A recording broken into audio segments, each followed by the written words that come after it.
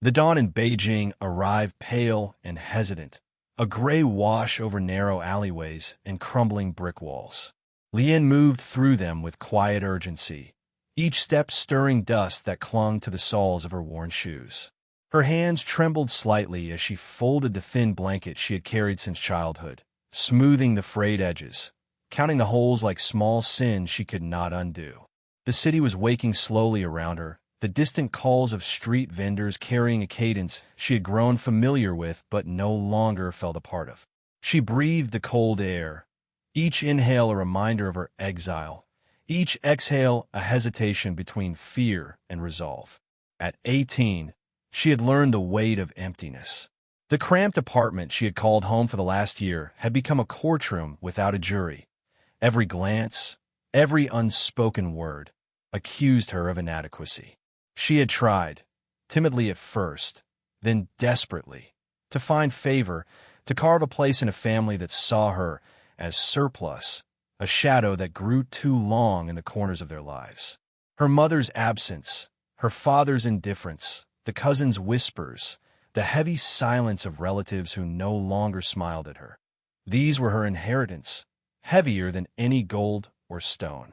When they finally told her she must leave, the words landed not like punishment, but like the final alignment of a long-predicted truth. She belonged nowhere, and yet, in that nowhere, she had to survive. Her bag was light, almost comically so, holding the essentials. A few clothes, a notebook with pages half filled with dreams she did not dare speak aloud, and a single photograph of a place she had never truly lived, a village in Shaanxi province, where her mother's distant relatives had once whispered that a cave and a donkey were left to her by someone who had vanished before she could ask questions. Lian had nearly dismissed it as another form of family indifference, but now, holding the legal notice in her hands, she felt a flicker of curiosity, the faintest pulse of hope. Perhaps this cave, this so-called inheritance, was more than stone and dust. Perhaps it was the first place she could belong. The streets were awakening. Smoky orange light seeped between buildings, pooling on cracked sidewalks. Vendors lifted shutters, their voices pitching the morning market alive with scents of fried dough, green onions, and soy. Lian passed without looking. The smells pressed against her stomach, hollow as the thoughts circling in her mind. She could not stop imagining the cave, the donkey, the possibility that somewhere beyond the city's indifferent sprawl lay a chance to rebuild herself, however modestly. The idea was fragile, almost foolish, yet it carried more weight than any comfort she had ever known in this city. She remembered the night before, lying on a thin mattress that creaked with every breath, listening to the rain tap the roof like distant hands knocking on doors she could not open. She had traced the cracks in the plaster with her finger, thinking of every failed attempt, every disappointment. The walls of her temporary home seemed to press inward, reminding her that every door had closed, every path had narrowed. And yet, somewhere in that darkness, the thought of a cave, hidden in the hills, untended, waiting, unclaimed and neglected, had ignited something she had not felt since she was a child. The faint thrill of possibility. Lian paused at the edge of a narrow bridge spanning a dried-up canal. Below, stagnant water caught the morning light in jagged reflections, a mirror to a city that reflected only what it wished to see.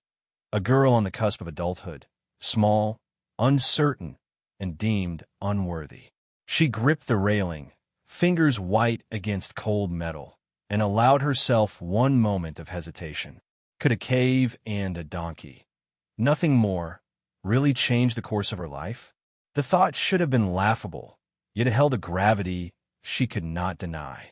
Some questions, she realized, demanded action rather than answer. Her journey out of the city began on foot, winding through streets that gradually surrendered to the open expanse of country roads. The buildings grew fewer, shorter, until only the low hum of distant traffic and the occasional crow marked the world behind her. The air changed too, carrying the scent of earth and cold stone, a hint of pine from the distant hills. She walked with her bag slung over one shoulder, feeling its weight both as burden and ballast. Each step forward was a small affirmation. She was moving toward something, though what exactly, she could not yet name.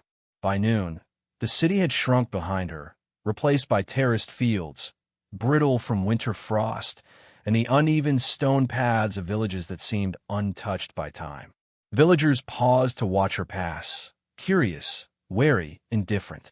Their gazes lingered, weighing her youth, her solitary figure, the faint determination in her step. Lien did not return their glances. She kept her eyes on the hills ahead, where the cave waited, shrouded in mist and expectation. The donkey, she imagined, waited there too, patient, perhaps skeptical, but alive, and that was enough for her to press onward. When the path narrowed and the first sight of the cave appeared, carved into the side of a low cliff, she slowed. The entrance was unremarkable, rough stone, shaded by overhanging pines, moss staining the walls where rain had tracked for decades. Yet the air around it was alive with the scent of damp earth and the faint warmth of the sun, as though the cave itself breathed quietly, waiting. Lien set down her bag and traced the outline with her eyes, imagining what could be coaxed from it, what life could be nurtured in its shadow. The idea was audacious, almost reckless, but the thought of leaving it untouched, of walking away empty-handed again, seemed far worse. She took a deep breath, the mist curling in front of her lips, and stepped closer. The world behind her, the city, the relatives, the doubts, fell away with each measured footfall. She felt the first stirrings of purpose, fragile but insistent, like the pulse of a hidden spring. Somewhere in that stillness, she understood. What she did here, even with so little, would matter. Perhaps not to everyone, perhaps not immediately, but to herself, and to the quiet creatures, the neglected stones, the patient donkey that waited for her care, she would become someone worth remembering. And so, at 18, with a bag of meager belongings and a heart heavy with uncertainty, Lien stood before her inheritance. A cave, a donkey, and the wide, unclaimed possibility of a life begun again. She did not yet know how she would transform them, or how they would transform her. But she took the first deliberate step into that unknown, letting the mist swirl around her ankles, letting the pale sun cast long shadows into the cave, and letting the quiet promise of tomorrow reach her, faint and persistent. The question that had shadowed her for so long lingered still. Could something so small, so disregarded, truly hold the power to change a life? And as she inhaled the cold, sharp air of the valley, Lien felt a whisper of certainty in her chest. She would soon know. The first evening in the cave fell with a gentle hush, the kind that carries both promise and unease. Lien crouched near the entrance, unpacking the small bundle of supplies she had carried since Beijing. A thin blanket, a worn tin cup, and a loaf of bread that had survived the journey better than she had. Outside, the wind whispered through the pine branches, stirring loose needles to dance across the stone floor. She could hear the distant gurgle of the spring she had spotted earlier, a subtle reminder that even in desolation, life persisted. Her fingers brushed the damp walls, tracing cracks and contours, feeling the pulse of the cave as if it were a living thing. It was quiet, and yet the quiet was filled with expectation, as though the valley itself waited to see what she would do. The donkey emerged from the shadow of the cliff with deliberate caution, ears flicking and nostrils flaring. Its coat was coarse, streaked with dust and old mud, but its eyes were alert, intelligent, carrying the weight of years she could only guess at. Lien froze, holding her breath, sensing that this creature, silent, patient, and wary, was both judge and mirror. The donkey stepped closer, hooves clicking softly on stone, the sound amplified in the cavern's hollow. She extended a hand slowly, palm down, letting him decide the measure of trust. The animal lowered its head, nostrils brushing her fingers, and she felt a small, almost imperceptible warmth surge in her chest. Feeding him proved harder than she imagined. The bundle contained a few scraps of dried vegetables and stale bread, but the donkey turned up its nose, sniffing the offerings with exaggerated disdain. Lien knelt in the dust, feeling the sharpness of cold stone against her knees, the tension in her shoulders as each attempt failed. She adjusted the pieces, broke them smaller, and offered them again, whispering softly, not because she believed he understood her words, but because speaking made her feel less alone. The donkey finally accepted a tiny piece, chewed slowly, eyes never leaving hers. She exhaled, a sound she had not realized she was holding, and felt the fragile beginnings of companionship. Night deepened, and the cave's walls closed around her in shadow, the flicker of her small lantern barely touching the far corners.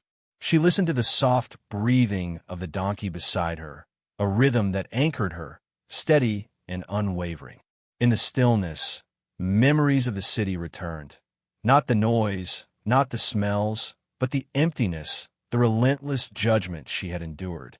Here, in this silent valley, she felt the possibility of rewriting her own story. The donkey, with its patience and quiet wisdom, seemed to affirm that even the smallest acts of care could matter, that trust could be built from scratch, and that life, even when frayed, was worth tending. The following morning brought a thin mist that clung to the hills, softening the edges of stone and soil. Lien rose before the sun, muscles sore from the climb, lungs filling with the sharp scent of pine and wet earth. She found the donkey grazing on sparse grass near the spring, cautious yet curious. For a moment, she simply watched him, feeling a tether form between them, silent but undeniable. It was a companionship born not of convenience or choice, but of mutual need, a reflection of herself, hungry for connection, wary of betrayal. She knelt, running her hand along the coarse ridge of his back, and the animal leaned into her touch. The contact was small, almost mundane, yet in it lay an affirmation. Here, she had a partner in survival, a witness to her beginnings. The days settled into a rhythm, fragile but sustaining. Lien explored the surrounding hills, noting the soil and stone, the hidden pockets where water pooled, and the sparse vegetation that hinted at resilience.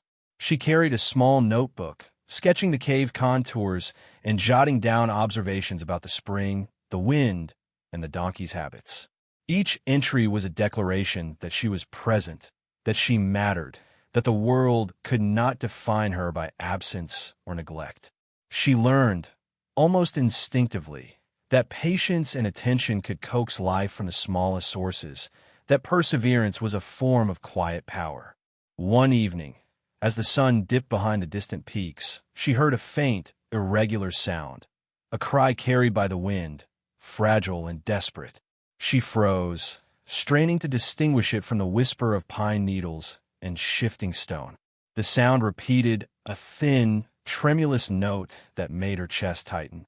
She followed it cautiously down a narrow path that led away from the cave, the donkey trotting at her side, alert and silent. The cry resolved into the unmistakable sound of a small animal in distress.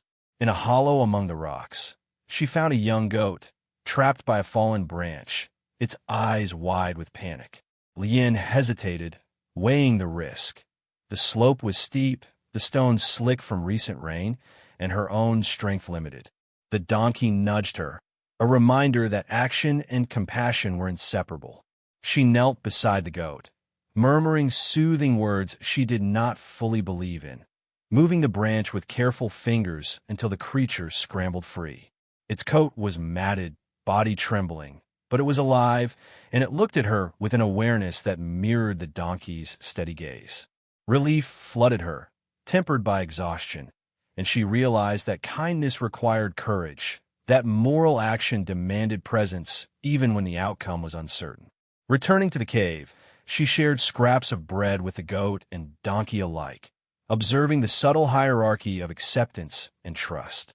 The donkey, initially wary, allowed the goat to eat first, then settled beside Lien, as though acknowledging her role as caretaker and mediator. She sat quietly, letting the animal's warmth seep into her own body, the evening sun painting the cave walls with gold and shadow. It was in that quiet communion that she felt the first stirrings of purpose beyond mere survival, a commitment to protect, nurture, and grow, even when the world outside had abandoned her. By nightfall, the cave was transformed not in structure, but in atmosphere.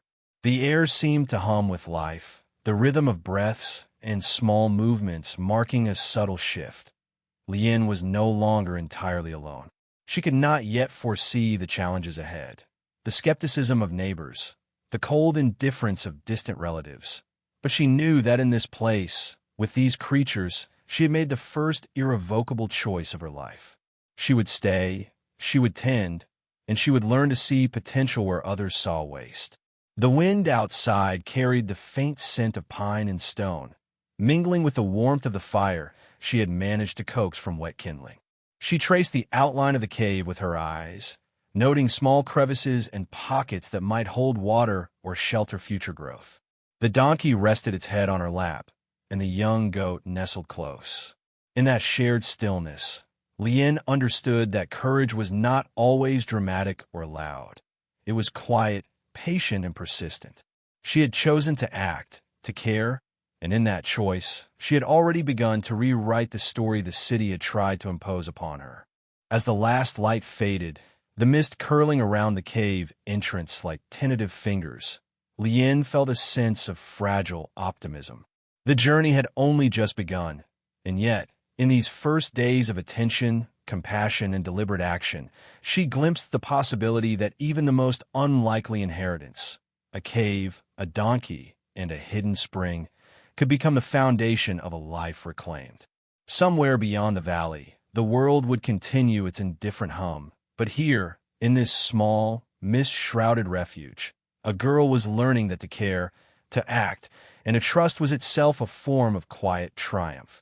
Spring arrived in the valley with the hesitant warmth of a reluctant visitor, sunlight spilling over the hills in pale streaks that caught dust and pollen in the air. Lien had grown accustomed to the rhythm of the cave, to the donkey's steady presence and the goat's timid trust. Yet even as she learned to navigate the contours of her small domain, the world beyond the hills began to stir in ways she could neither ignore nor control. Villagers from the nearby settlements started to appear along the paths, their eyes wary, their voices edged with skepticism. They spoke in muted tones about the useless girl who had claimed a cave that had never yielded anything of note, shaking their heads as they passed, curious but disbelieving. Lien heard it all and said nothing, letting the murmurs roll over her like wind over stone. The doubt of others was a weight she could not lift, but it could be acknowledged, cataloged, and, eventually, transformed. The first encounter with overt hostility came quietly, almost politely. A middle-aged man arrived, his coat dusted with the gray ash of the village roads, his eyes calculating and cold. He carried papers that rustled in the breeze, the sound sharp against the quiet of the spring. He introduced himself as a distant relative, claiming that the cave and the surrounding land rightfully belonged to his family. Lien listened, standing barefoot on the cold stones of the cave floor, feeling the rough surface against her toes, the tension pressing down on her shoulders. The man spoke with careful enunciation, his words meant to intimidate, yet she noticed the subtle tremor in his hands.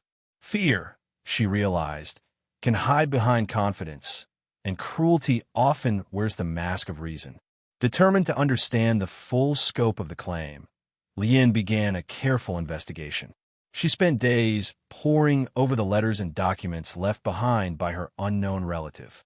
The papers were brittle with age, ink faded to the soft brown of dried leaves, but each line carried a story of hard labor, of persistence, of someone who had seen the value in what others dismissed.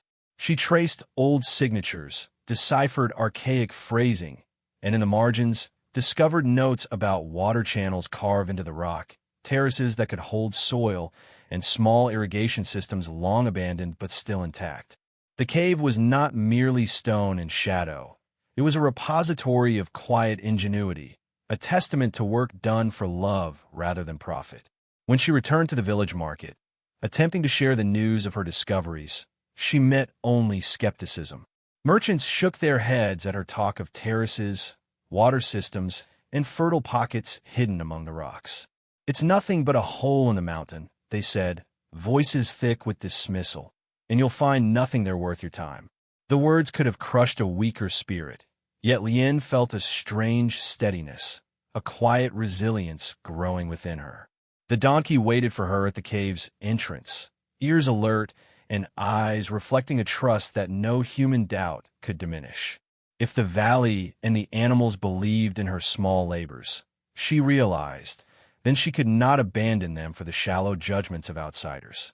The antagonist returned in person one afternoon, flanked by two assistants whose boots kicked loose stones as they climbed the path. The man's expression was carefully neutral, but his eyes were sharp, measuring, calculating the cost of concession against the likelihood of victory. Lien stood at the cave's mouth, the donkey beside her, the goat hidden behind the low rocks. "The land is mine," he said plainly, voice even, leaving no room for negotiation. "You cannot claim it." She met his gaze, feeling the weight of his assumption, and replied simply, "It has always been mine. You only see stone. I see life." Days that followed were marked by subtle war, letters demanding surrender, rumors whispered in the village, and small acts meant to intimidate, shattered terracotta pots, footprints that erased the fragile beginnings of seedlings, threats whispered in the night wind. Yet in these pressures, Lien discovered a strength she had not known. Each act of cruelty became a test of patience, each doubt cast by outsiders a challenge to her commitment. She worked methodically, tending the terraces, guiding the water along ancient channels, planting hardy shoots that clung stubbornly to the rock. The animals assisted in ways only they could, donkey carrying bundles of brush, goat grazing on invasive weeds, small allies in the face of human skepticism. One morning, as sunlight cut through mist like blades across the stone, Lien stumbled upon a hidden cavity in the upper terrace. There, beneath layers of rock and sediment, lay artifacts of her relative's labor, small clay pots, hand-forged tools, and notebooks detailing the seasons and soil composition. She traced the sketches with careful fingers, reading notes about crop rotations, water flow, and soil fertility. It was as if the hands of the past had reached across decades to instruct her, to reassure her that persistence, knowledge, and care could transform even the most overlooked inheritance into abundance. The discovery solidified her conviction. The cave was not useless. It had been misunderstood, overlooked, and underestimated. The true wealth was patience, observation, and commitment. Word of her discovery spread slowly, carried first by curiosity and then by quiet admiration. A neighbor who had watched skeptically approached, eyes uncertain, and asked, "Will it grow?" Lien smiled, brushing soil from her hands, and answered simply, "It will, if we tend it as it deserves." It was not a boast, but a declaration of intention, the articulation of moral power grounded in work and care rather than force. The villagers, observing her steadfastness, began to reconsider, some in silence, some with cautious questions. The initial hostility of the world was being tempered not by argument, but by evidence, not by anger, but by the quiet rigor of her hands and heart. The antagonist, sensing that intimidation alone would not succeed, escalated further, sending emissaries to inspect the cave with the intent to discredit her claims. Lien met them with calm clarity, presenting the documents she had collected, tracing the water channels, and demonstrating the careful planning embedded in every terrace. The emissaries were silent, the weight of proof heavier than any pretense they could manufacture. Even the donkey, standing beside her with steady eyes, seemed to lend her authority, a living testament to the bond she had formed and the patience she had cultivated. By the end of the season, the cave and terraces were transformed. Young shoots pressed through rocky soil, water ran in deliberate channels, and the animals moved with the assurance of a small, thriving ecosystem. The antagonist's claims, once menacing, had begun to falter, his authority undermined not by confrontation, but by the moral and practical evidence of care. Lien understood now that cruelty could be resisted, not through force, but through persistence, knowledge, and quiet moral courage. The valley itself had begun to recognize her presence, the mist that once hid the cave now lifting to reveal not emptiness, but potential. In the quiet evenings, Lien sat among the stones, the donkey at her side, the goat grazing nearby, and reflected on the lessons she had learned.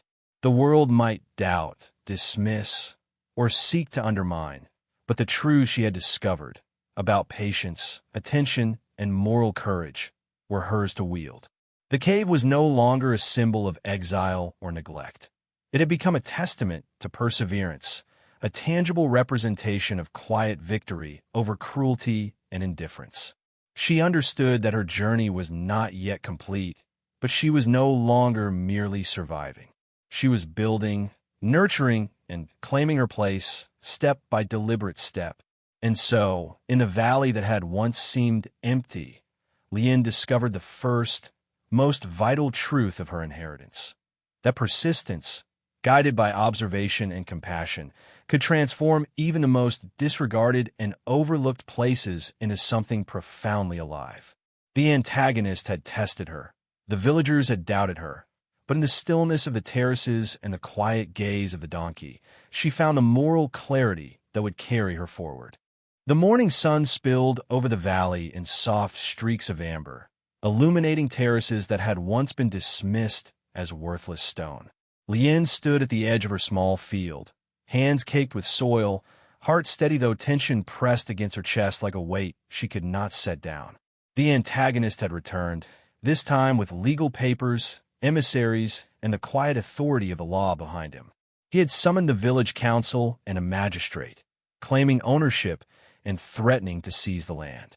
Lien knew that force and anger would avail nothing. She had survived the city's neglect and the valley's doubt through patience, knowledge, and care.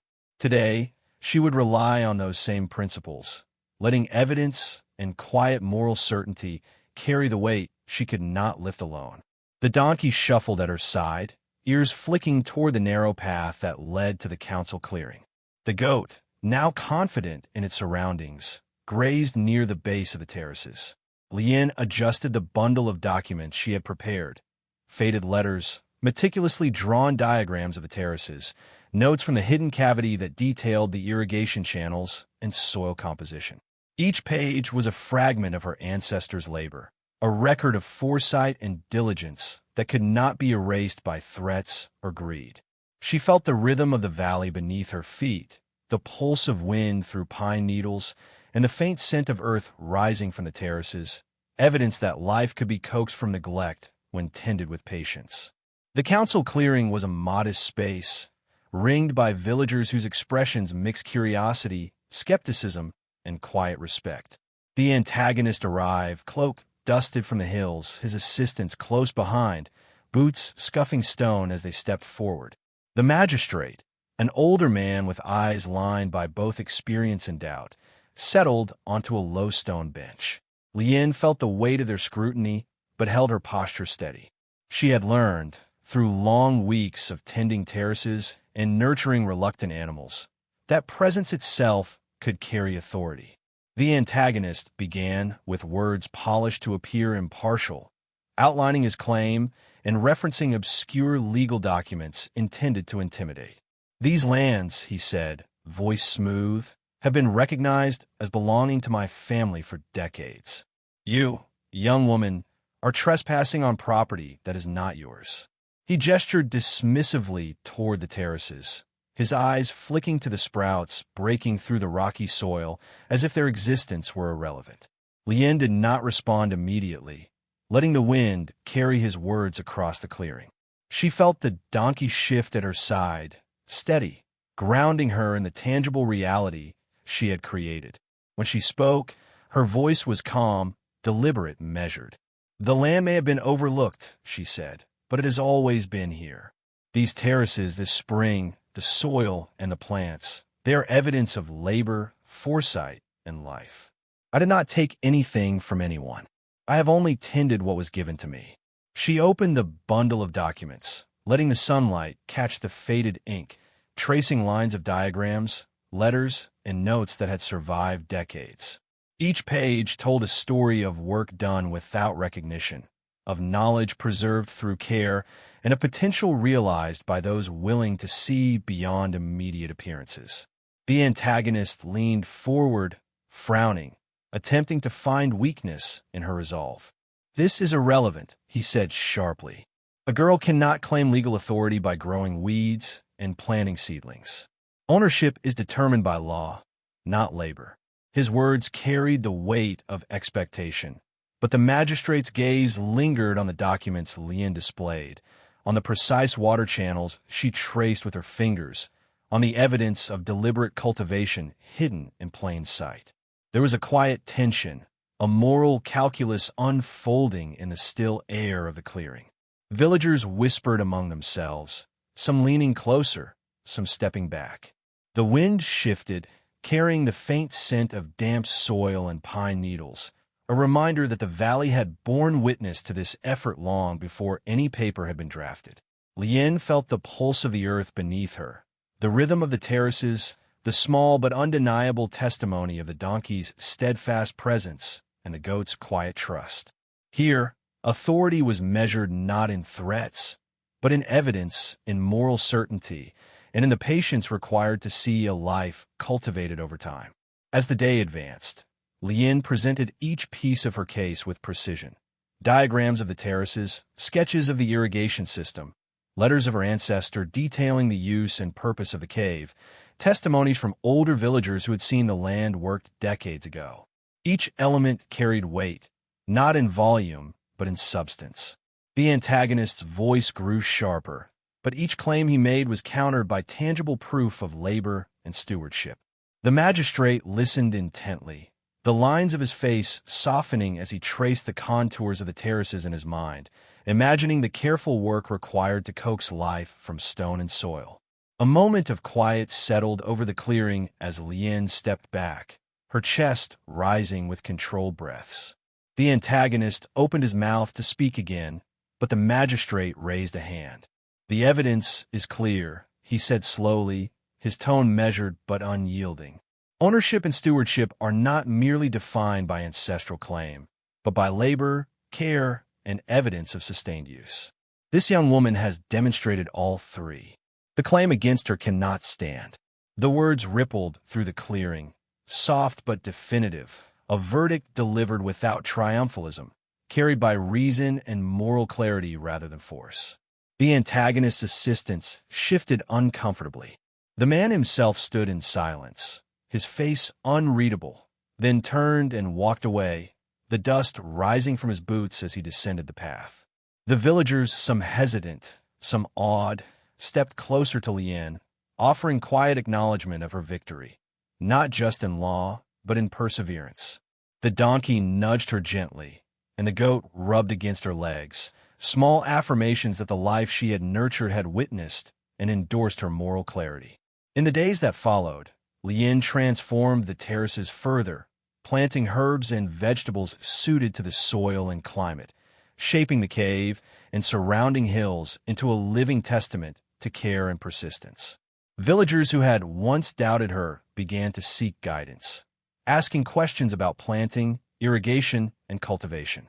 She shared what she knew freely, not to assert superiority, but to extend the lesson she had learned, that patience, observation, and moral courage were the foundation upon which life, even in the most unlikely places, could thrive.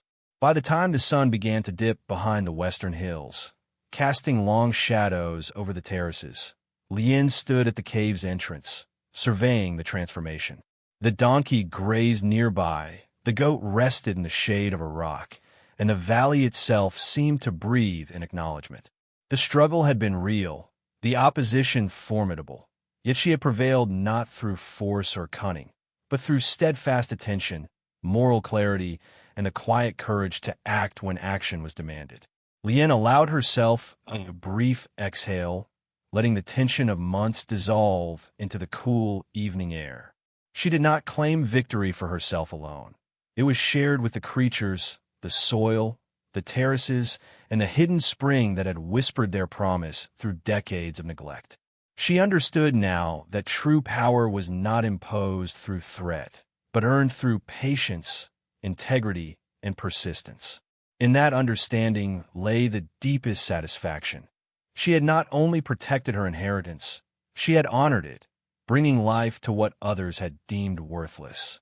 As the final light of day touched the peaks, Lien traced the contours of the terraces one last time before retreating to the cave. The donkey followed, the goat close behind, and she paused at the entrance, looking out over the valley that had tested her resolve and borne witness to her perseverance. The mist lifted slightly, revealing the contours of the hills, the glint of water in the hidden channels, and the quiet, stubborn green of new growth.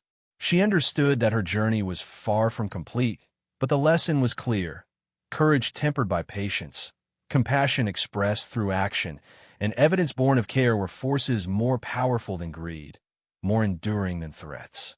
In the stillness of that moment, Lien felt a quiet triumph, a satisfaction that carried no arrogance, only the awareness of purpose fulfilled and trust rewarded.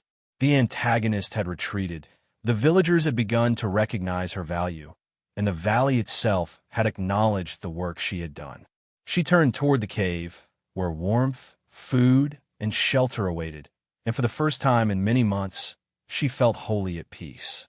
The moral clarity she had earned would guide her, the lessons of patience and perseverance would endure, and the quiet creature she had nurtured would continue to witness her journey, marking the valley as a place where life, even in the harshest conditions, could flourish.